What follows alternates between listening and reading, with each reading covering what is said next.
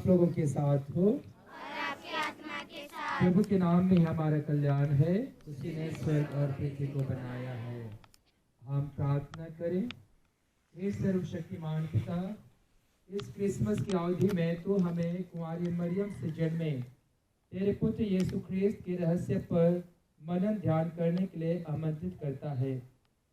चरणी में लेटा असहाय बच्चा बनकर वह हमें सुसमाचार की दृढ़ता और आज्ञाकारिता की महान शिक्षाओं का पाठ पढ़ाते हैं। तो उन सब पर अपने आशीर्वाद बरसा जो इस चरणी के पास आकर प्रार्थना करें। तो अपने पुत्र पर हमारा विश्वास दृढ़ बना दे, जो ईश्वर होते हुए भी हमारी ही तरह मनुष्य बन गए हैं। उन्होंने हमारे खातिर और तेरे पवित्र नाम के महिमार्थ अपना जीवन क्रूस पर बलिदान कर दिया और पुनर्जीवित होकर तेरे तथा पवित्र आत्मा की एकता में सदा सर्वदा जीते और राज्य करते हैं। आमीन।